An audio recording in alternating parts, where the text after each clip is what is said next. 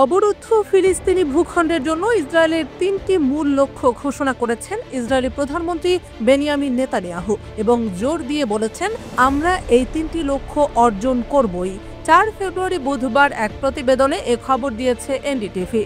গত ১৯ জানুয়ারি গাজায় টানা ১৫ মাসের যুদ্ধ স্থগিত হয় হামাস ইসরায়েলের মাঝে বহুল প্রতীক্ষিত যুদ্ধবিরতি বাস্তবায়িত হওয়ার মাধ্যমে। ইতোমধ্যে প্রথম পর্যায়ের ১৭ দিন পার হয়ে গেছে এবং এখন যুদ্ধবিরতির দ্বিতীয় পর্যায় নিয়ে আলোচনা ও দর কষাকষি চলছে। তবে ইসরায়েলি যুদ্ধবাজ প্রধানমন্ত্রী বেনিয়ামিন নেতানিয়াহু ও তার সামরিক বাহিনীর কর্মকাণ্ডে মনে হচ্ছে তারা এই যুদ্ধবিরতি সহ্য করতে পারছে না, যার কারণে একদিকে দখলদার বাহিনী এই যুদ্ধবিরতির মাঝেই ফিলিস্তিনে খণ্ড খণ্ড হামলার ঘটনা ঘটাচ্ছে। অন্যদিকে নেতানিয়াহু ইসরায়েল নিয়ে তার মূল উদ্দেশ্যগুলো বিশ্বের সামনে পেশ করল।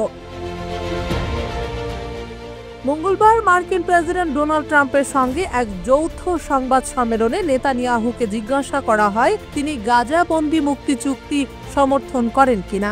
জবাবে তিনি বলেন, আমি সকল বন্দীকে মুক্ত করা এবং আমাদের যুদ্ধের সমস্ত লক্ষ্য পূরণ করা সমর্থন করি, যার মধ্যে রয়েছে হামাসের সামরিক ও প্রশাসনিক সক্ষমতা ধ্বংস করা এবং নিশ্চিত করা যে গাজা আর কখনো ইসরায়েলের জন্য হুমকি সৃষ্টি করতে পারবে না।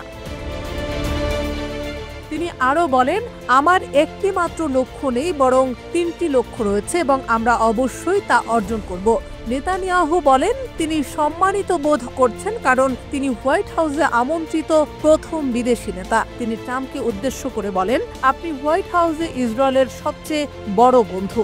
তিনি আরও বলেন, ট্রাম্প তার প্রথম মেয়াদে ইসরায়েলের জন্য যে নীতি অনুসরণ করেছিলেন, যেমন ইরান পারমাণবিক চুক্তি থেকে সরে আসা, আব্রাহাম চুক্তি বাস্তবায়ন করা এবং মার্কিন দূতাবাসকে জেরুজালেমে স্থানান্তর করা, তিনি পুনরায় প্রেসিডেন্ট হওয়ার পর সেখান থেকেই কাজ শুরু করেছেন।